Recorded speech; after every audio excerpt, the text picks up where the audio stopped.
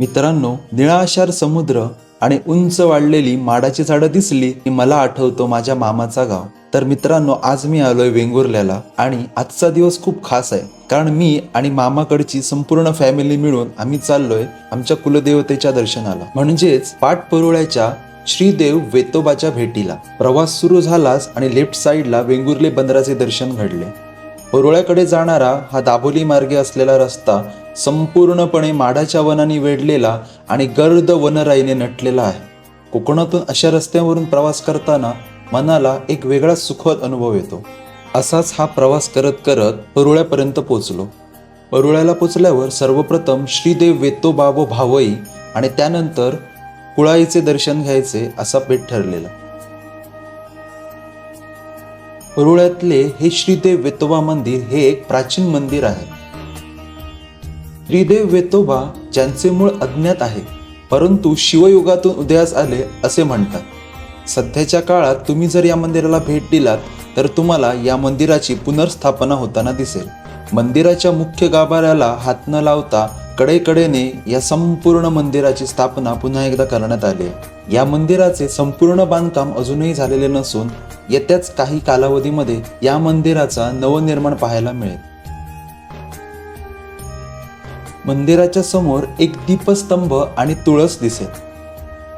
मंदिर परिसर खूप मोठा आहे आणि या मंदिर परिसरात अनेक देवी देवतांची मंदिरे देखील पाहायला मिळतात.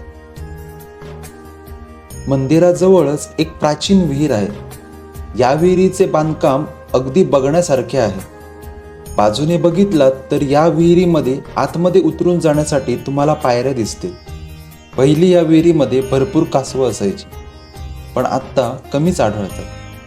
मंदिराचे नवीन बांधकाम देखील पुरातन मंदिराप्रमाणेच भव्य दिव्य असून मंदिरावरती एक सुशोभित कळस पाहायला मिळतो. मंदिराचा परिसर पाहिला आणि आता श्रीदेव वेतोबाच्या दर्शनासाठी निघालो. वेतोबा म्हणजे वेताळ. श्रीदेव वेतोबाला शिवभक्त आणि भूतपिशाच्यांचा अधिपती म्हणून संबोधले जाते. श्रीदेव वेतोबा म्हणजेच कालभैरवांपैकीच एक. एकेकाळी भगवान शिवांच्या येथे असताना माता पार्वतींबाबत काहीतरी अवहेलना झाल्यामुळे वेतोबाला शंकरांनी शाप दिला आणि त्यामुळेच श्रीदेव वेतोबाला पृथ्वीवर मनुष्य जन्म घ्यावा लागला. महाभारताच्या शल्य पर्वात श्रीदेव वेतोबाला शस्त्रधारी स्कंदानुचार म्हटले आहे. पुढे जाऊन श्री वेतोबाने शंकरांची तपश्चर्या केली आणि शिवगणात स्थान मिळवले. स्मशानामध्ये वास्तव्य करणारे आणि भूतपिशाच्यांच्या मध्ये वावरणारे भगवान शिव यांनी श्रीदेव वेतोबाला भूतांचा अधिपती बनवले. म्हणूनच श्री वेतोबाला अष्टभैरवांपैकीच एक म्हणून संबोधले जाते. श्रीदेव वेतोबा हे परुळ्यामधील आद्य जागृत देवस्थानांमधील एक देवस्थान. श्रीदेव वेतोबाला सोनकेळी, नारळ तसेच नवसाला पावणारा देव म्हणून चामड्याचे चप्पल वाहण्याची देखील प्रथा आहे. श्रीदेव वेतोबा हा क्षेत्रपाल असून तो रोज रात्री आपल्या भक्तांच्या रक्षणासाठी आणि सीमेच्या रक्षणासाठी निघतो अशी भाविकांची श्रद्धा आहे. वेतोबा जेव्हा रक्षणासाठी बाहेर निघतो तेव्हा ही चपले घालून बाहेर निघतो, त्यामुळेच या चपलाची खालून झीज झालेली दिसते असा भाविकांचा अनुभव आपल्यास सांगतो. चित्रपाल असणाऱ्या आणि नवसाला पावणाऱ्या या श्रीदेव वेतोबाबद्दलचे अनेक प्रसंग भाविकांच्या मनात घर करून आहेत. त्यापैकीच एक प्रसंग आपण पाहूया. आई अक्षरशः दर्शन दिला वेतोबा कसा तशी तीच पोत म्हणजे ह्या धोतर घेतल्या हातात काठी आणि आई कधी दिसता आई म्हटलं आई म्हणता दादा तुम्ही माका वेतोबा दिसतो तुम्ही माका वेतोबा दिसता म्हणून दादा खरं दिसता माका तर दिसणार नाही वेतोबा हो तो का दिसता आणि नंतर ज्या त्या वेतोबा प्रसाद लावलं की ना तर त्यांनी त्यामुळे बरी झाली आहे आणि मग ते नवस केले बाबांनी जे नैवेद्य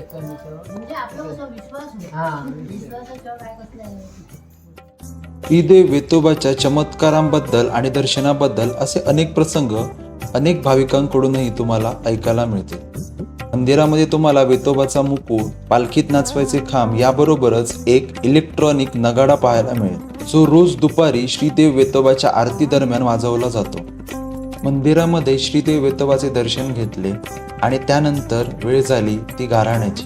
श्रीदेव वेतोबा मंदिर जितके अनोखे आहे तितकेच अनोखे आहे या मंदिरात घातले जाणारे गाऱ्हाणे. चला तर मग या मंदिरात घातल्या जाणाऱ्या विशिष्टपूर्ण गाऱ्हाण्याची एक झलक पाहूया.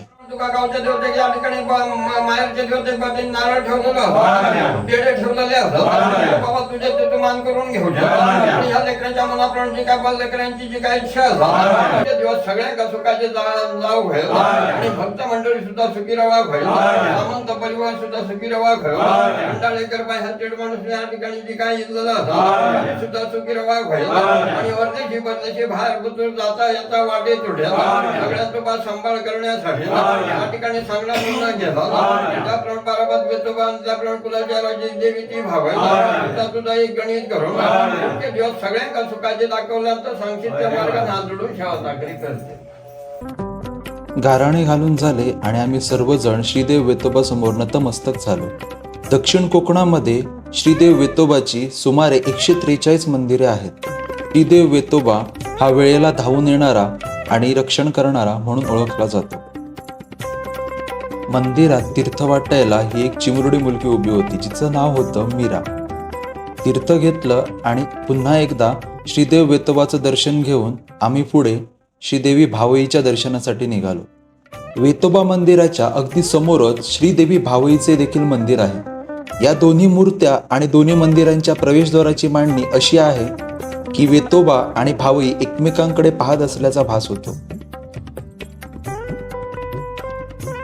श्रीदेव वेतोबाचे दर्शन करून झाल्यानंतर श्री भावई देवीच्या मंदिरात परंपरागत ओटी भरण्याचा कार्यक्रम पार पडला. देवीची ओटी भरून झाल्यानंतर देवीला नमन केले आणि त्यानंतर गाऱ्हाणे घातले.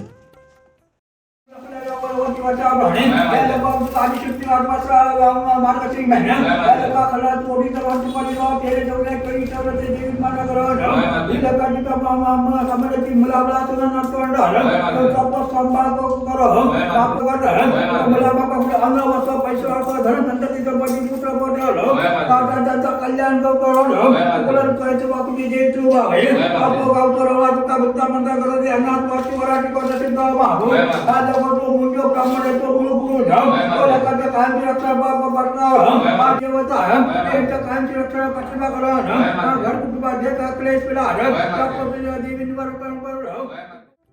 श्रीदेवी भावईकडे दर्शन घेतले आणि मंदिर परिसरातील इतर देवी देवतांच्या दर्शनासाठी निघालो.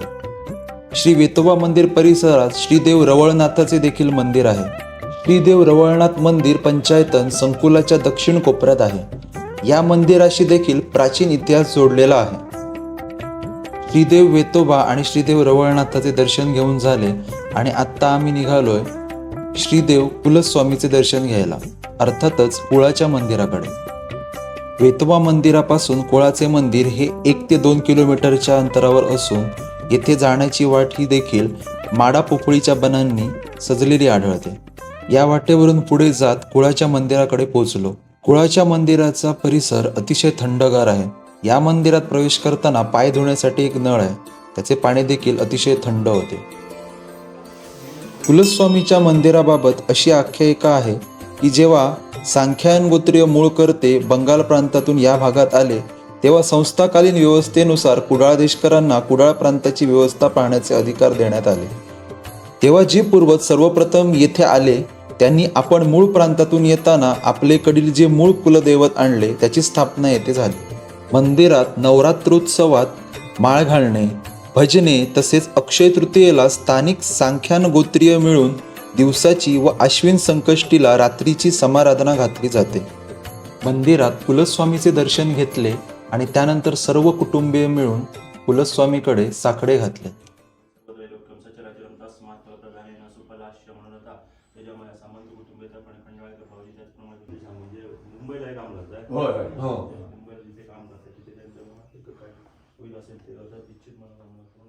मंदिरात साकडं घालून झालंय आणि तुम्हाला जस्ट आता मंदिराचा परिसर दाखवतो.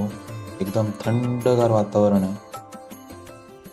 कुळाच्या मंदिराकडून खाली वाट जाते जिकडे माडा आणि पोफळीची म्हणजे सुपारीच्या झाडांची मोठी वनं आहेत आणि खाली एक विहीर आहे. तुम्हाला जवळून दाखवतो. हे आहे कुळाचं मंदिर वरती आणि इथून अशा पायऱ्या येतात खाली आणि खाली बघितलात तर अशी नारळी पोफळीची वनं आणि ही बघू शकता विहीर इथे.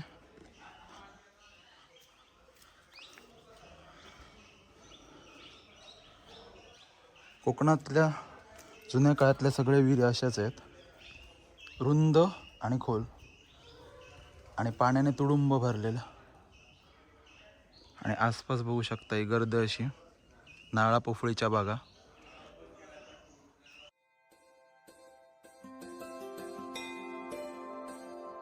मंदिरातून बाहेर पडता पडताच एक गाय उभी होती, तिला चारा घातला आणि आता संपूर्ण फॅमिली परतीच्या प्रवासाला निघालो. जाता जाता पाहिलं तर ऑलमोस्ट 12 वाजलेले, त्यामुळे श्री देव वेतोबाच्या मंदिरातली आरती पाहायला गेलो. मंदिरात गेलो तेव्हा आरतीसाठी इलेक्ट्रॉनिक नगाडा वाजत होता.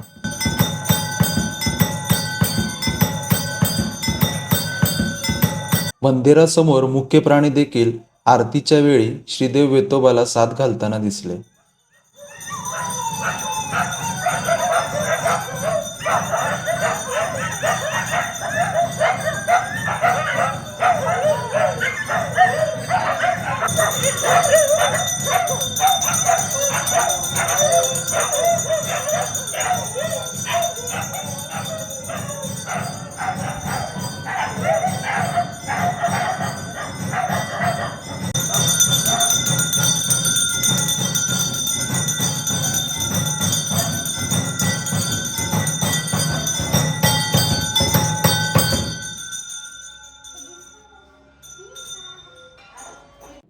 आरती झाल्यानंतर श्रीदेव वेतोबाला वाडी दाखवली गेली.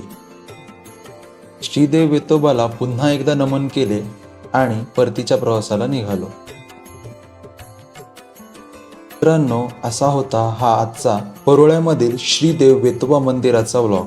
व्हिडिओ जर आवडला असेल तर व्हिडिओला नक्की लाईक करा आणि महाराष्ट्रातील विविध रूढी परंपरा, निसर्ग आणि खाद्य संस्कृतीबद्दलचे व्हिडिओ पाहण्यासाठी आपल्या चॅनेलला नक्की सबस्क्राईब करा.